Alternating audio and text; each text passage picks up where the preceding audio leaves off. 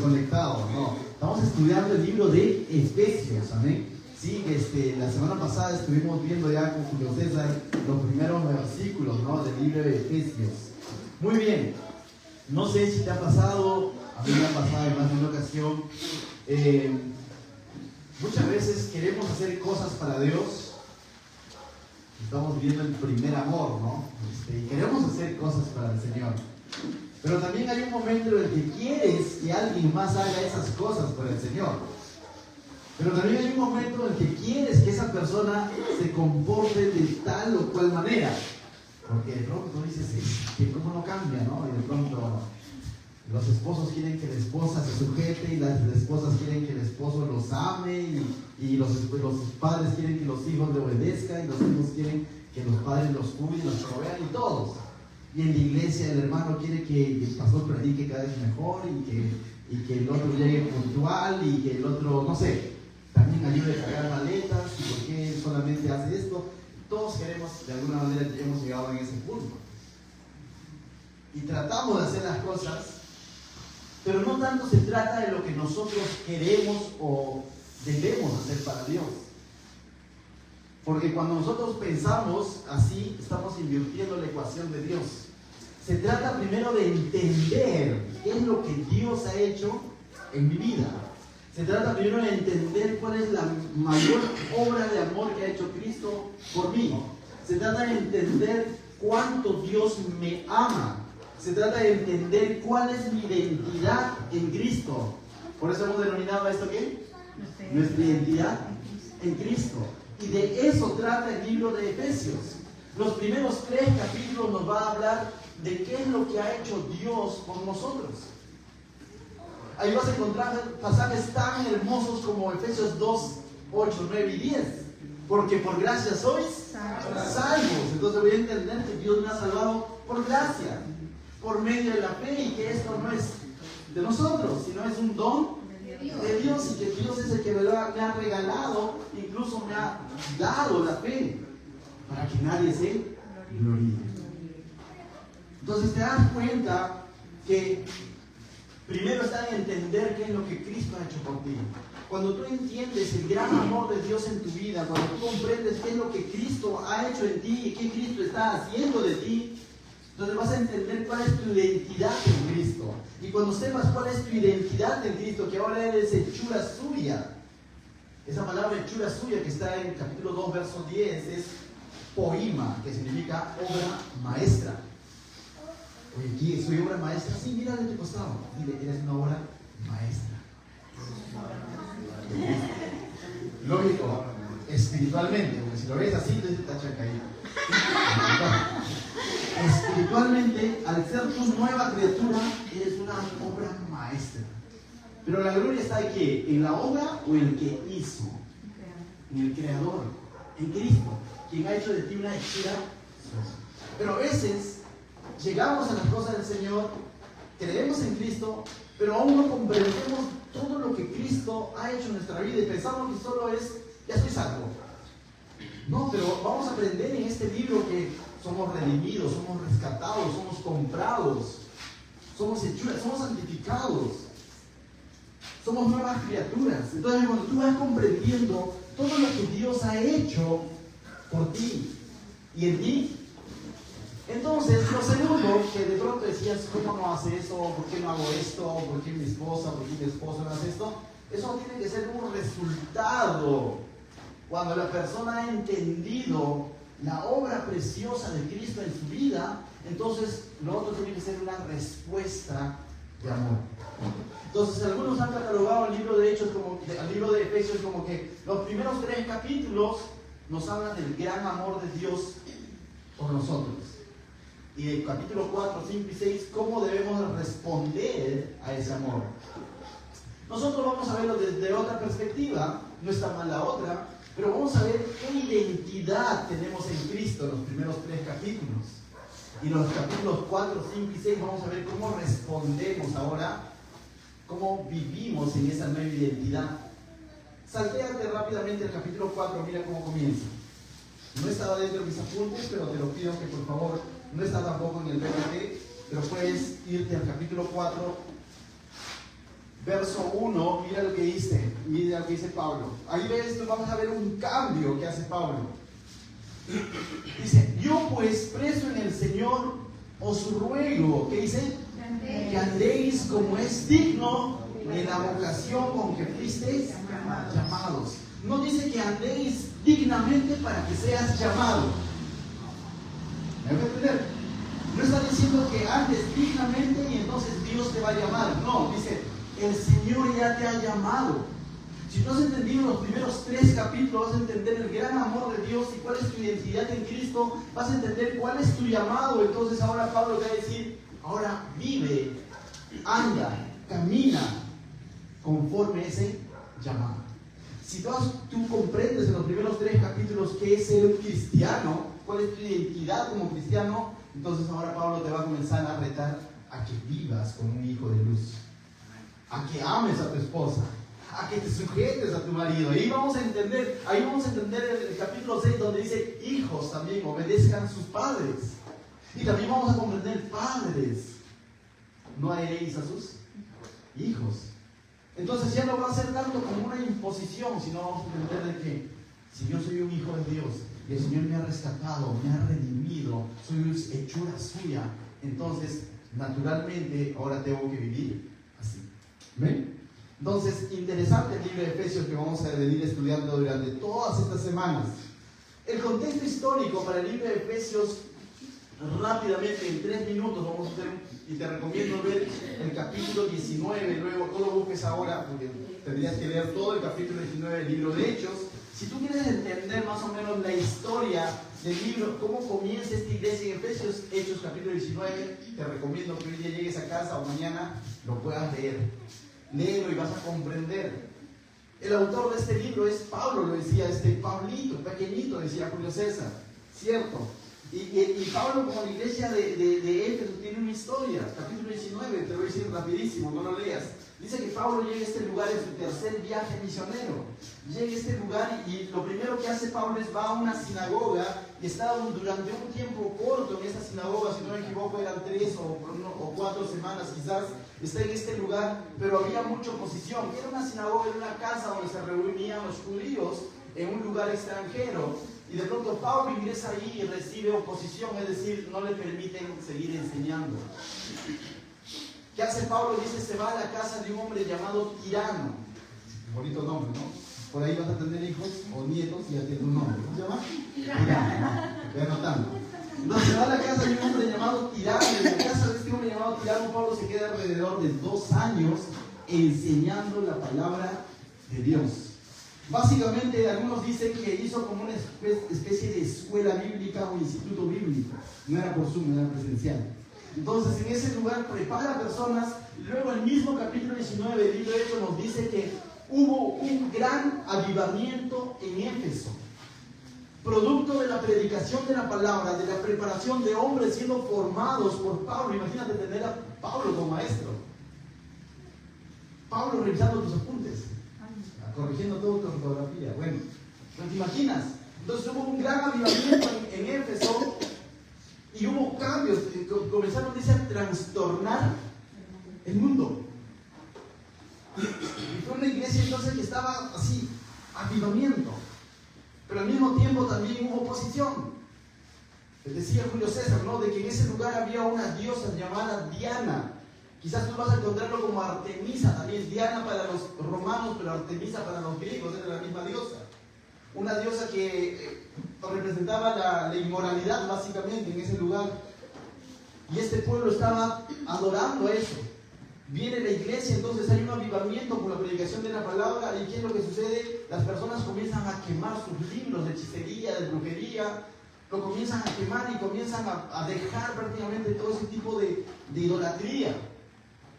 Pero se levanta un hombre llamado Alejandro, otro nombre para tu hijo. Yo prefiero Tirano, por el testimonio del libro de Hechos 19. ¿Por qué? Porque la casa de Tirano hubo un instituto bíblico. Pero este Alejandro, ¿sabe qué hace? Forma su sindicato. Y dice, nos está malogrando el negocio este Pablito. ¿Por qué? Porque ya no les compraban sus templecillos, sus amuletos, sus cosas que ellos hacían en honor a la diosa Diana, porque ya no tenía devotos. Entonces él arma su sindicato y se le va encima y hacen toda una revuelta y comienzan a gritar en las plazas diciendo: grande es Diana, la diosa de los efesios. Y comienzan a hacer arengas y la vida de Pablo se ve en peligro, no solo de Pablo y también de todos sus seguidores.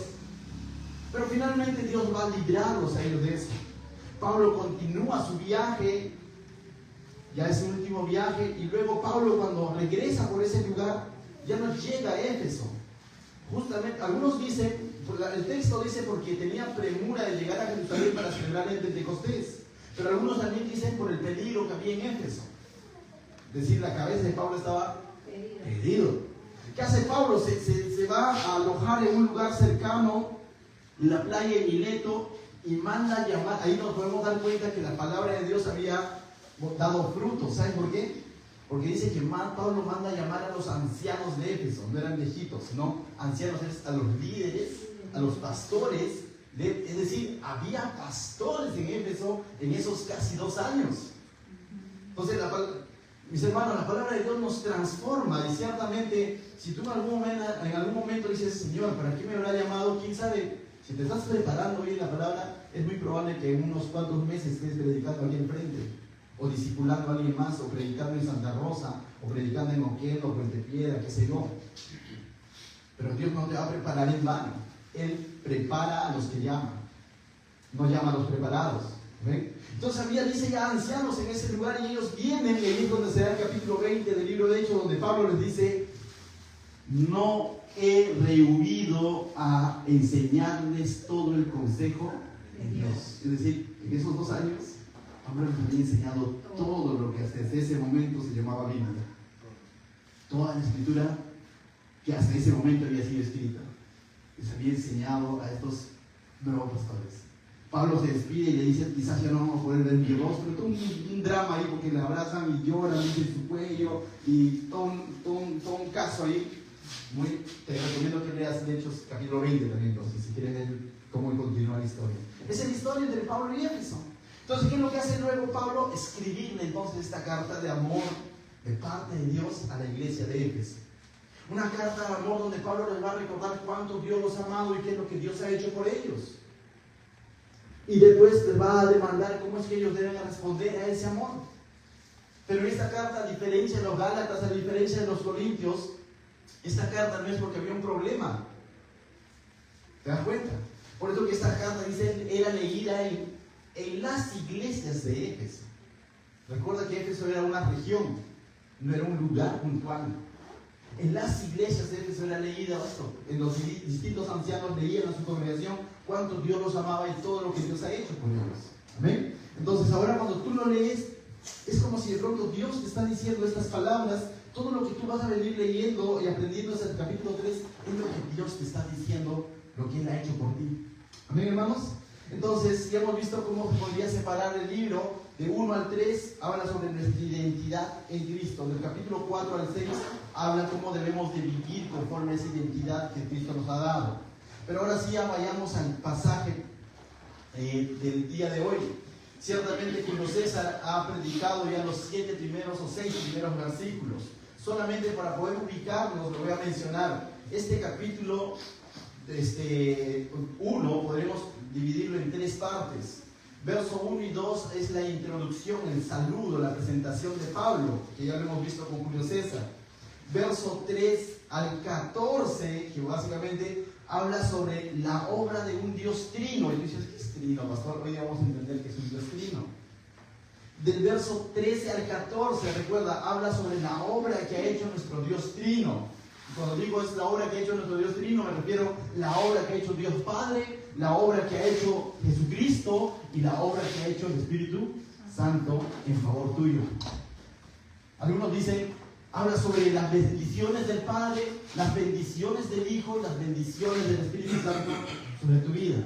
No sé cómo lo vas a ver, pero también habla sobre el amor del Padre, el amor del Hijo y el amor del Espíritu Santo. Como quieres verlo, pero es lo que Dios ha hecho a favor tuyo. Dios Padre, Dios Hijo y Dios Espíritu Santo. Entonces eso lo vemos del verso 3 al 14. Y del verso 15 al 23, que no lo vamos a ver hoy, habla sobre la oración que hace Pablo para que la iglesia pueda caminar conforme a la voluntad de Dios. Va a ser básicamente una oración, pero eso no lo vamos a ver hoy. Hoy vamos a ver la obra de nuestro Dios Trino. Del verso 3 al 6, entonces, mis hermanos, podemos ver la obra de Dios Padre. Fue explicada por Julio César, le vamos a dar lectura nada más ya de esta parte del 3 al 6. Vamos todos entonces para ver la obra de Dios Padre a favor del creyente. ¿Qué es lo que ha hecho? Capítulo 1, verso 3 al 6. ¿Lo leemos juntos? Dice: bendito sea el Dios y Padre de nuestro Señor Jesucristo, que nos bendijo con toda bendición espiritual en los lugares celestiales en Cristo, según nos escogió Él antes de la fundación del mundo, para que fuésemos santos y sin mancha. Un alto. ¿Quién nos escogió? El Padre. ¿Para qué? Para ser santos y sin manchas. Santos, ¿de pronto voy a tener mi aureola? No. Santo significa que nos apartó en amor, nos apartó del pecado, nos sacó de esa vida de pecado. Y aunque todavía estamos en este mundo, dice Juan, pero ya no somos de este mundo, porque hemos sido apartados para Dios. Eso significa santos. Por eso que cuando Pablo escribía a los santos de Corinto, a los santos de Galacia, está diciendo a los que han sido llamados y apartados por Dios, es decir, a los cristianos. San Rodrigo, Santa Raquelita 1, Santa Raquelita 2, Santa Luz, Santa Sofía. Pero siendo estrictos con el texto, somos santos, sino que a veces lo confundimos con la terminología católica que ha santificado a ciertos personajes por disque milagros que ocurrieron, pero en realidad la palabra santos es apartados por Dios. Esa es la bendición de Dios Padre, nos ha apartado. ¿Para qué? Para ser santos. ¿Quieren profundizar un poco más en esto? Miren ahí en YouTube la predicación de Julio César. Amén. Seguimos. Luego dice 5. En amor habiéndonos, ¿qué dice? Predestinados para ser adoptados los hijos suyos por medio de Jesús. ¿Hemos sido qué? Adoptados. La canción de hoy decía rescatados, escogidos, ¿no? Pero también un término podría ser adoptados. ¿Por qué adoptados, pastor? Antes, ¿quién era mi padre? ¿Quién crees? Lo dijo la hermana, no lo dije yo. Dígalo más suave, hermana. No, dígalo más. Éramos hijos del diablo y debemos ser claros. Jesús le dijo al fariseo: hijo del diablo eres porque no has creído. Porque no crees, aunque ves, no lo crees.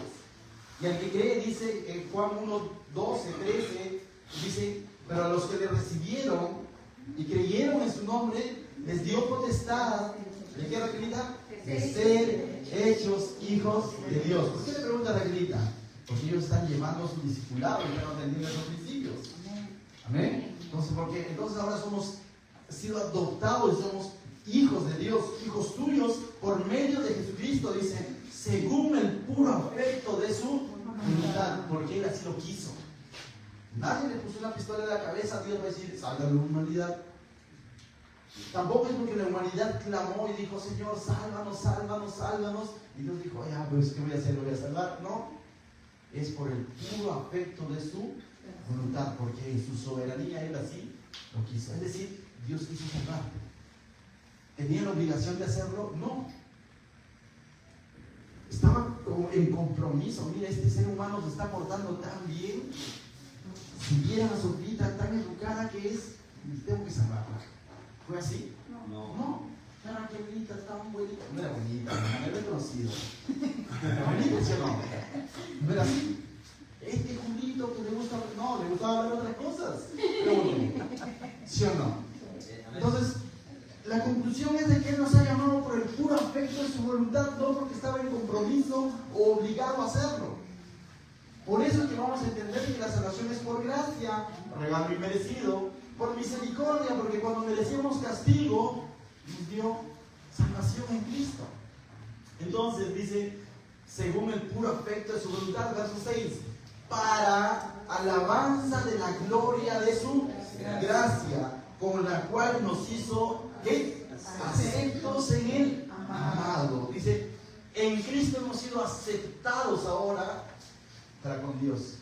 Toda esa obra aquí lo ha hecho Comenzó diciendo el verso 3, bendito sea el Dios y Padre. Nos ha hecho aceptos en Cristo. Él nos ve ahora a través de Cristo, a través de la cruz de Cristo, y te ve como hechura suya.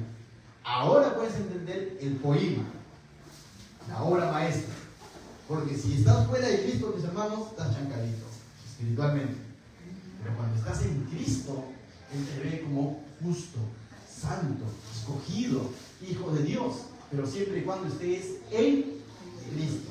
Fuera de Cristo, en tus fuerzas, tras una religión, tras otro tipo de otro sistema de creencias, no. Sigues en pecado. Sigues en muerte espiritual. Entonces, ahora dice, somos aceptos en el amado. ¿Quién es el amado? Cristo. Dios me ama porque ama a Cristo y ahora yo estoy en Cristo. Pero fuera de Cristo, no podría decir, uy, ¿sabes cuánto Dios me ama? ¿Por qué es que te ama Dios? Porque yo soy bueno, pues, hermano. Dios ama al pecador, pero su mayor muestra de amor fue en Cristo. ¿Ven? Entonces, ahora sí entramos de lleno a ver la obra de Dios, la obra del Hijo, de Dios Hijo. Hemos visto las bendiciones del Padre, ahora vamos a ver las bendiciones de quién? Del Hijo. ¿Qué es lo que el Hijo ha hecho por nosotros? ¿Te acuerdas que te dije que vamos a ver la obra de este Dios Trino? Lo que este Dios Trino hizo por nosotros. Ya vimos lo que hizo el Padre. Pues, más detalles, miren la predicación de Julio César. Verso 7, entonces, vamos a ver ahora la obra que Dios hizo del Dios Hijo, las bendiciones de Jesucristo para con nosotros. Terminó el verso anterior, el verso 6, diciendo, en el amado. ¿Quién es el amado? Cristo. Y ahora comienza el verso 7 diciendo, ¿en quién? ¿Qué sucede en Cristo ahora? Mira. ¿En quién? ¿Qué dice? Tenemos redención por su sangre y el perdón de pecados según las riquezas de su gracia. Podríamos pasarnos toda la noche hablando sobre esto. Pero dos palabras claves en este pasaje. ¿En quién tenemos qué? Redención, primera palabra. Segunda palabra, perdón. Dos cosas que tenemos en Cristo. Y tenemos muchas otras cosas más. Pero dos cosas que nos enseña este pasaje. Redención y perdón. Para entender el término redención debemos de remontarnos brevemente al Antiguo Testamento. Para entender lo que Pablo está diciendo. No lo busques. Tengo ahí como cita bíblica, Levítico 25, 47 al 54 nos enseña que en el Antiguo Testamento un esclavo podía ser redimido. Una persona dentro del pueblo judío podía caer en esclavitud, producto de su mala cabeza o sus malos negocios. Y una manera de pagar, o también por haber delinquido, una manera de pagar la deuda era haciéndote tú siervo o sirviente de alguien más, y de esa manera tú restituías tu deuda. De una manera, eso se le llamaba la ley de la restitución. Entonces tú te podrías terminar siendo esclavo, pero tenías derechos y todo lo demás. No quiero detallar en eso, pero lo que quiero entender es de que, así como en diversas culturas existía la esclavitud, en el pueblo de Israel también existía, pero la esclavitud en el pueblo de Israel había un detalle, que el esclavo podía ser rescatado. Es decir, se veía un hombre, un buen hombre, vamos a entenderlo en términos humanos, y decía, yo ya no quiero que Sofía siga siendo esclavo. ¿Cuántos años te queda, Sofía, por trabajar para él? 5 años más. Decía, yo te voy a rescatar, yo te voy a redimir. ¿Y qué tenía que hacer ese hombre? ¿Sabes? Pagar por ese esclavo. Una manera de rescatarse no era que, uy, te rescato, nos escapamos, ¿no? No, porque la esclavitud era legal. Es decir, el amo tenía derecho legal sobre el esclavo porque el esclavo de alguna manera se había endeudado con él. No es que estaba siendo esclavo por abusivo que es, no. De alguna manera esa persona se había hecho esclavo de él y tenía que pagar su deuda.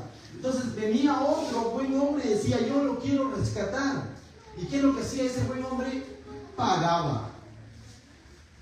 Daba un pago al otro amo y decía, ahora sí, déjalo libre. Y ese esclavo era redimido, era comprado.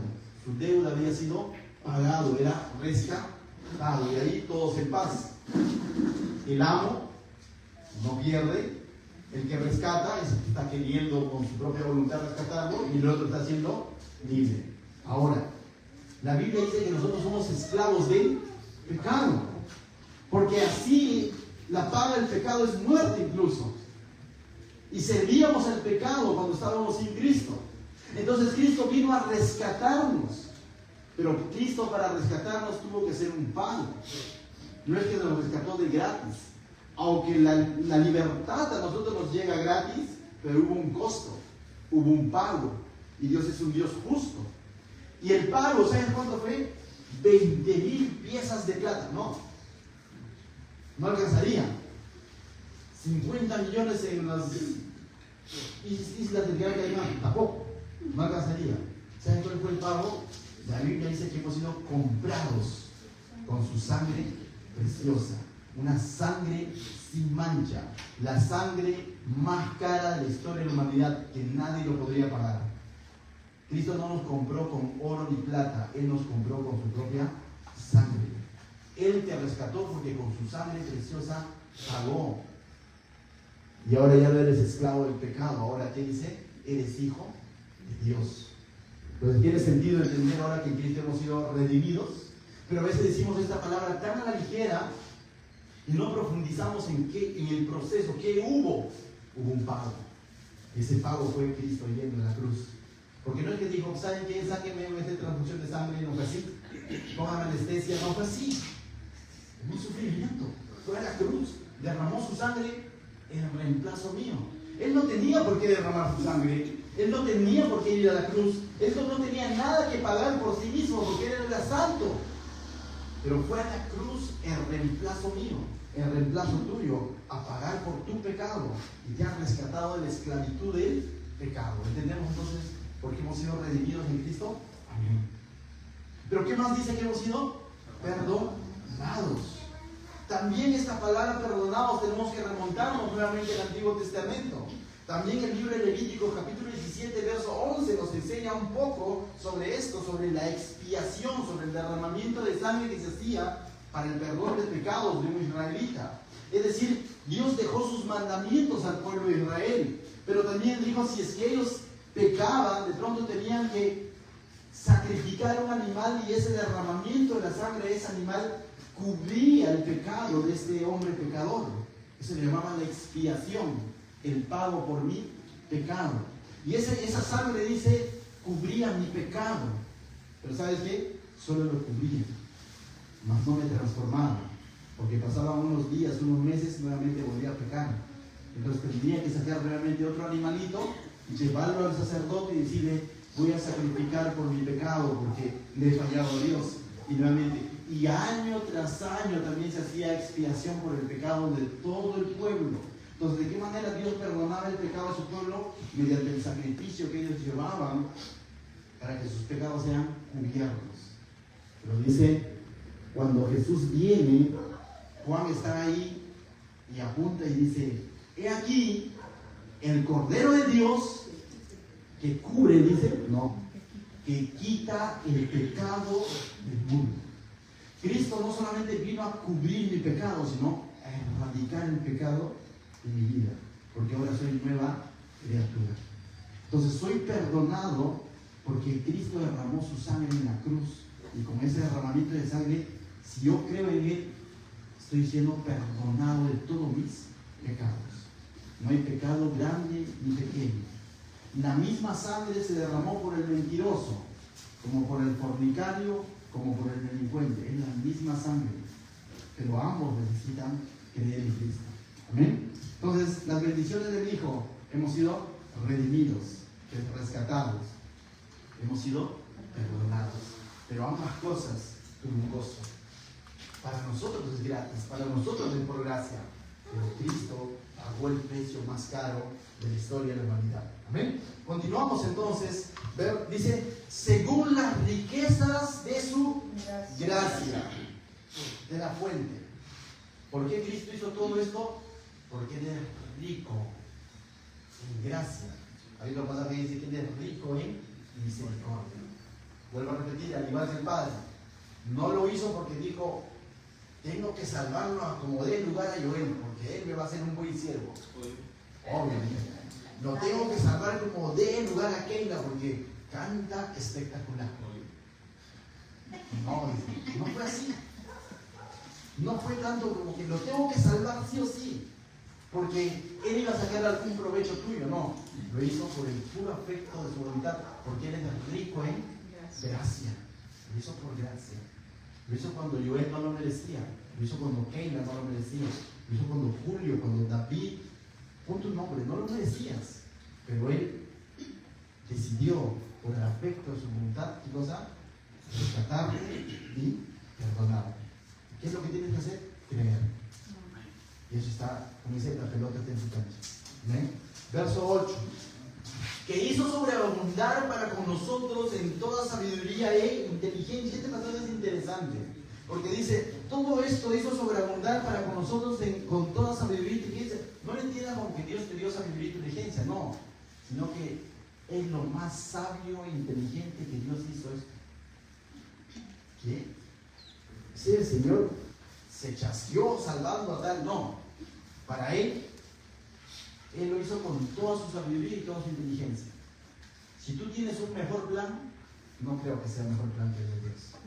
El plan de redención que Él trazó para la humanidad, para rescatarte y perdonarte, es el plan a los ojos de Dios más sabio e inteligente que Él ha hecho. Pero no me lo merezco, pero mira, pregunto, ¿tú entregarías a tu hijo por rescatar a un pecador?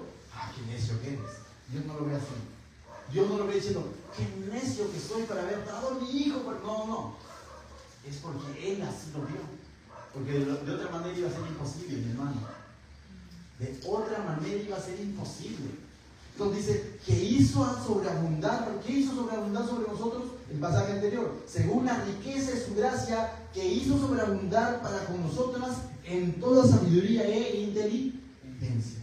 La NTV, cuando tenemos Biblias NTV, dice la siguiente, lo voy a leer, no lo puse en el PPT, dice, Él desbordó su bondad sobre nosotros junto con toda la sabiduría y el entendimiento.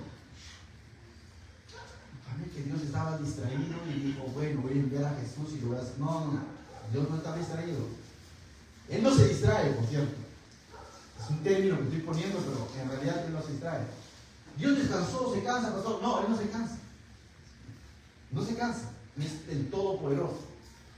Él es el omnisciente, el que todo lo ve, todo lo sabe. Dios sabía que me iba a salvar y que yo le iba a fallar mañana. Sí, Él lo sabía y así te salvó. Dios sabía, pastor, de que yo iba a caer nuevamente en pecado. Eso Él sabía. Tal vez no sabía, por eso me salvó. ¿Y ahora qué hago? No. Dios sabía que ibas a fallar. Pero aún así, decidió dar a su hijo. Pero ¿para qué te lo digo? ¿Para que peques por pecar? No, para que digas cuánto me ama. Realmente me ama. Lo digo no para que digas, entonces hago lo que quiera, porque igual Dios lo sabía. No, lo digo para que digas cuánto Dios me ha amado, a pesar de que Él sabía de mis debilidades, a pesar de que Él sabía que en algún momento me iba a negar. Pregunto, ¿Jesús sabía que Pedro lo iba a negar? Sí, claro que. Pero aún así, oró, dice, por Pedro, para que su fe no falte. Aún así estuvo dispuesto a repetir a la cruz. Jesús sabía de que yendo Él a la cruz, sus discípulos iban a salir dispersos como gallinas. Sí, lo sabía. Pero aún así, Él los siguió amando. Aún así, Él celebró la Santa Cena, dijo, tomad, comed, este es mi cuerpo que por ustedes va a ser partido. Y por dentro, traicioneros. No lo dijo, pero sabía. Sabía que Tomás iba a llegar y iba a decir, no, que va a resucitar, a ver, iba a estar en ese plan. Sí, yo lo sabía. Y le da a su chiquita a Tomás, pero le permite, mete tu dedito. ¿Tú harías eso? Yo resucito, vuelvo y agarro latigazo a todos. Yo, tú también, no lo niegues, en su mente lo dice, su ojito lo dice. Tú puedes ser Jesús, todos te abandonan, resucitas, vuelves y lo agarras latigazos, no ninguna. Nosotros lo haríamos, pero Dios no. Él todo lo sabe. Aún así estuvo dispuesto a ejercer, a poner en marcha su plan de redención. Su plan de redención, que es a través de Jesús. ¿Ven? Pasamos al verso 9 entonces, mis hermanos. Versos 9 al 12, básicamente Pablo nos va a explicar un poco el misterio de su voluntad.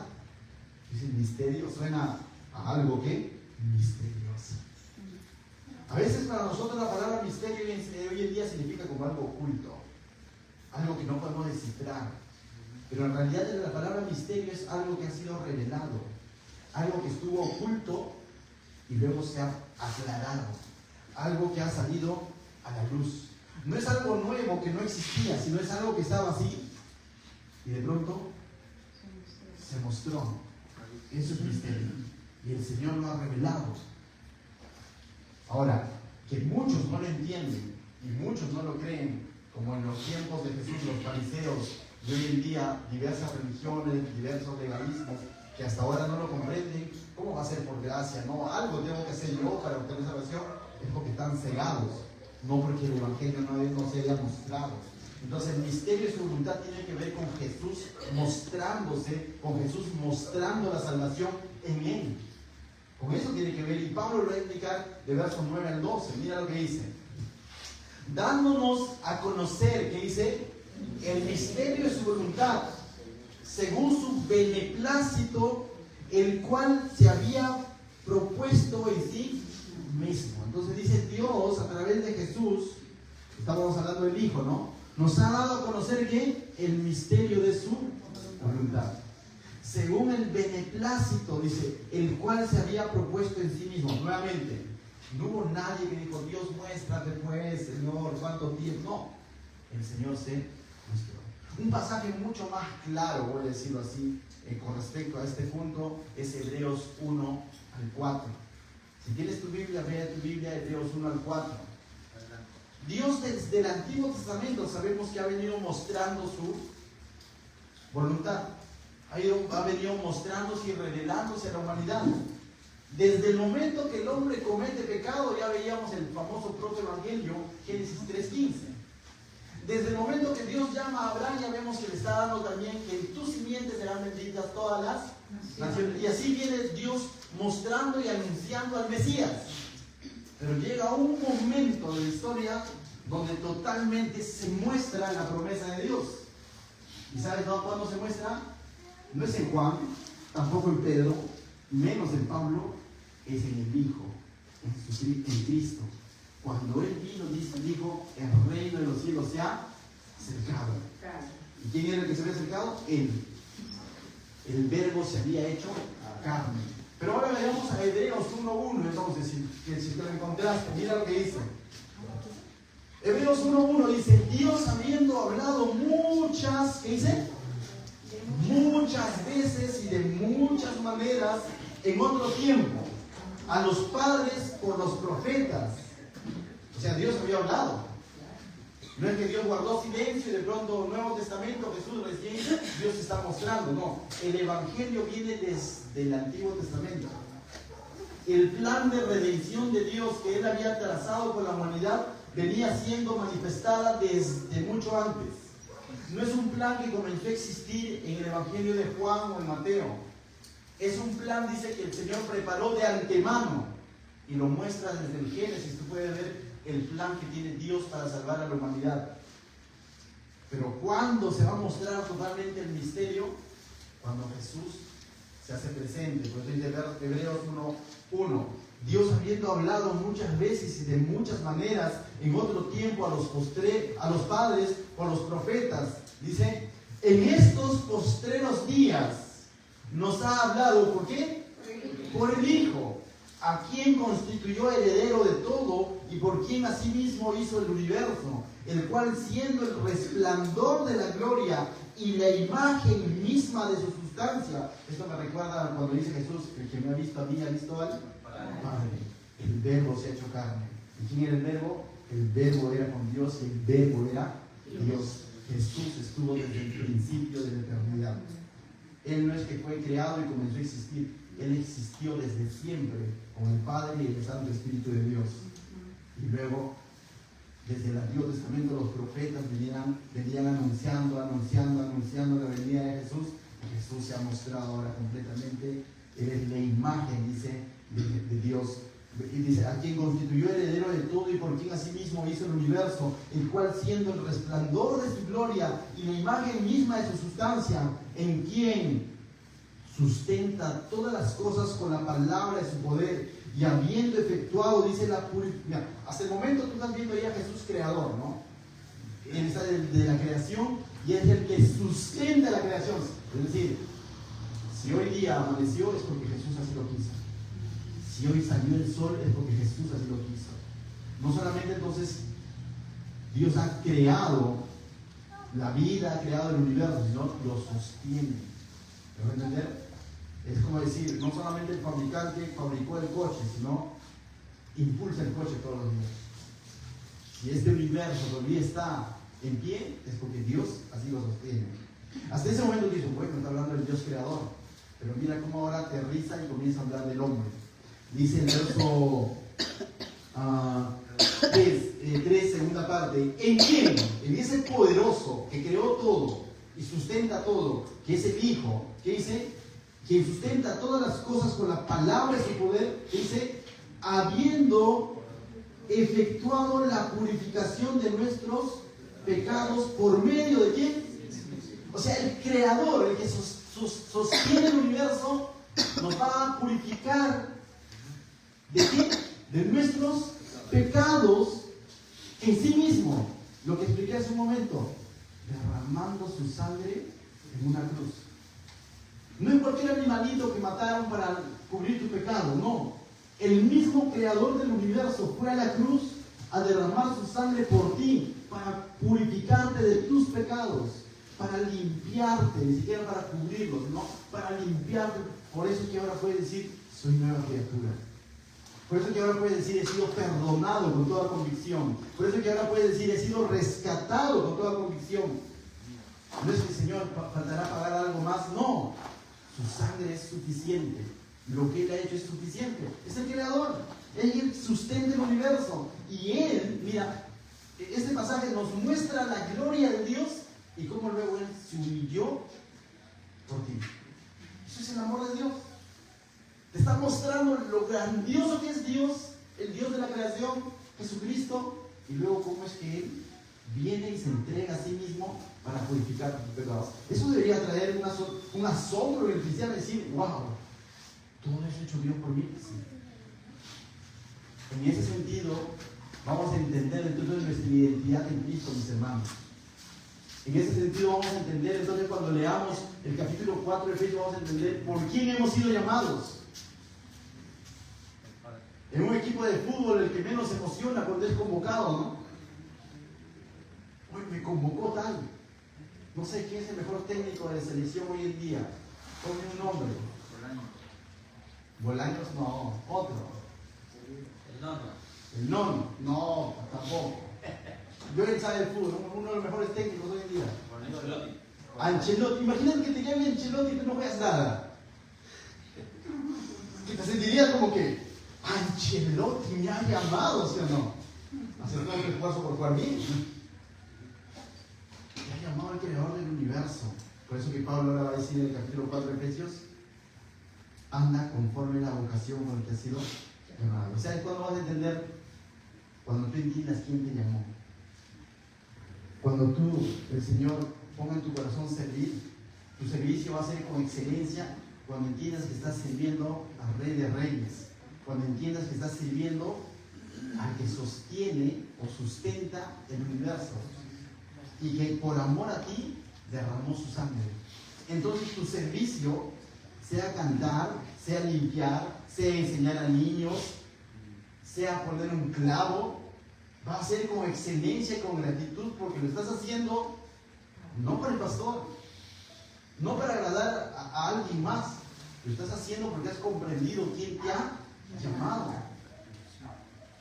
Cuando tu fe sea probada entre agradar al mundo o agradar al que te llamó, ¿a quién vas a agradar?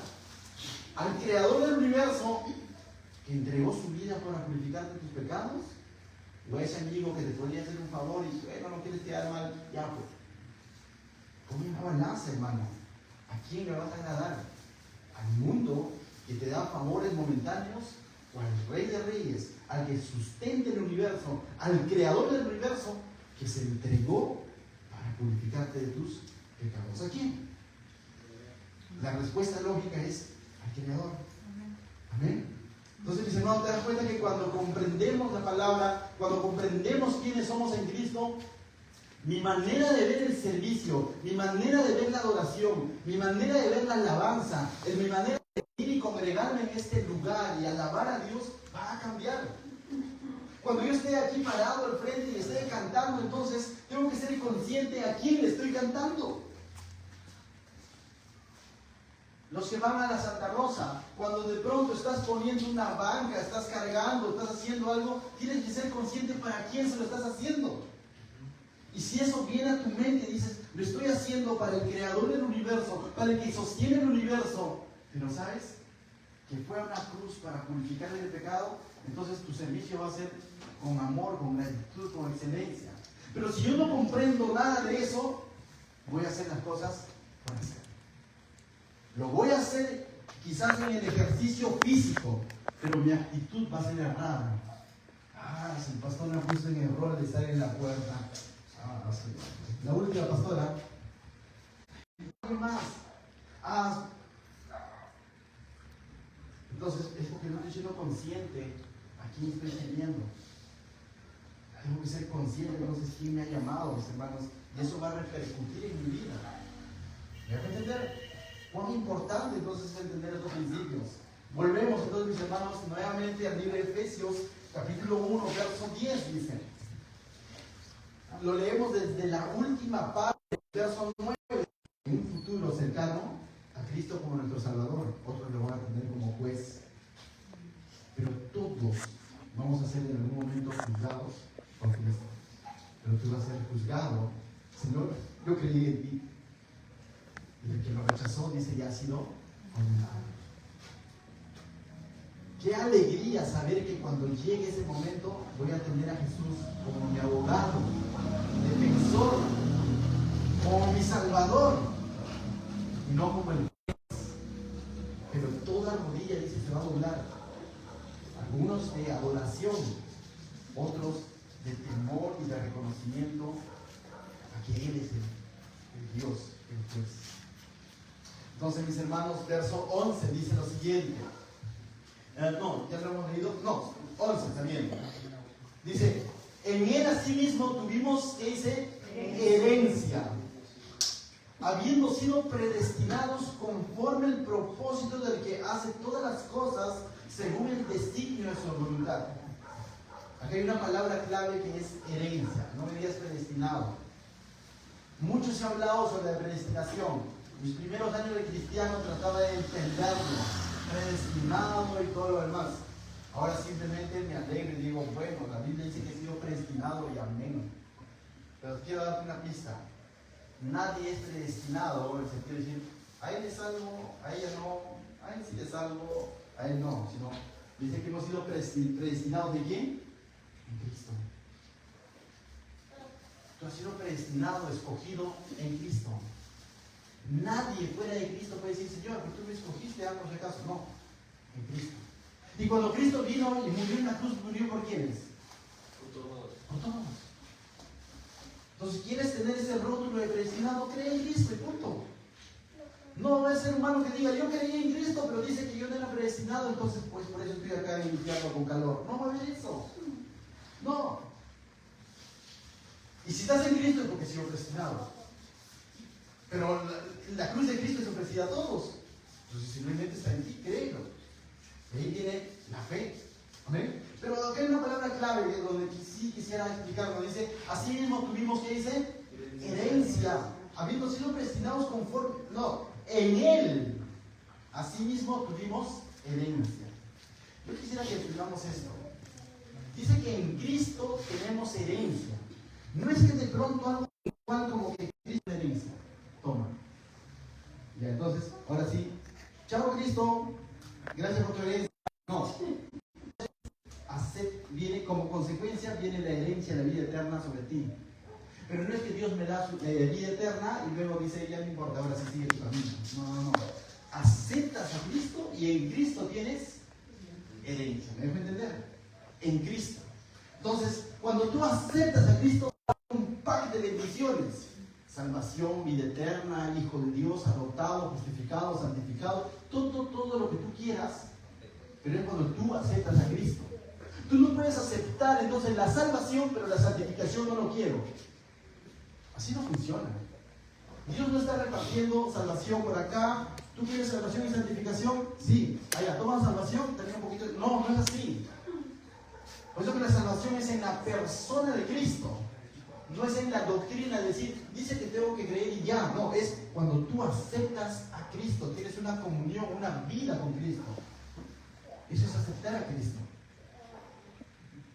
Es al Hijo de Dios, el Hijo de Dios os hará libres. Pero cuando decía conoceréis la verdad y la verdad te hace libre, pensamos que conoceré el concepto de quién es Cristo y quién lo quiso Cristo, entonces te va a hacer libre. No. Yo tengo que aceptar la persona de Cristo. Y por ende la obra preciosa de Cristo. ¿Me puede entender? Pero no podemos pretender tener la vida eterna fuera de Cristo. Es decir, Cristo, gracias por tu vida eterna, ya creí en el año 2001, yo acepté, y de pronto, ahora sí ya no quiero saber nada contigo, Señor, porque salvo siempre salvo. Eso no funciona. Es teniendo una comunión con Cristo. Verso 12. A fin de que seamos, ¿qué dice? Para la alabanza de su gloria. Todo esto lo hizo para la alabanza de su gloria. Dios es el autor de la salvación. Dios es la fuente de salvación. Cristo es la fuente de salvación. Es el medio de salvación. Y entonces la gloria se lo tiene que llevar Él. Y más adelante, Efesios 2, 9, 10 va a decir, por medio de la fe, y que esto no es de vosotros para que nadie se gloríe. Porque el que tiene que ser glorificado cuando una vida es transformada, cuando una vida es cambiada, es Dios. Ni siquiera el predicador, menos el pastor. Dice, hermanos, si supieras que con mi predicación, ¿cuántos se convirtieron? Mira, la gloria no es para ti. La gloria es para el que salva. Nosotros somos instrumentos que Dios usa para nos salva, pastor nos salva, iglesia nos salva. El único, hay un solo nombre dado a los hombres en quien hay salvación, y ese es el nombre de Jesucristo. Él salva. En Él, entonces, mis hermanos, dice, y para Él tiene que ser la gloria, dice, la alabanza de su gloria. Dice, versos 12, la segunda parte, nosotros los que primeramente esperábamos, ¿qué dice? En Cristo, que ustedes, la alabanza tiene que estar puesta en Cristo. Colosenses 1:16 lo dice de esta manera, clarísima, mira. Porque en Él fueron creadas todas las cosas, las que hay en los cielos y los que hay en la tierra, visibles e invisibles, sean tronos, sean dominios, sean principados, sean potestades, todo fue creado por medio de Él y para Él. Dios lo hizo todo, pero es una hechura suya porque Cristo así lo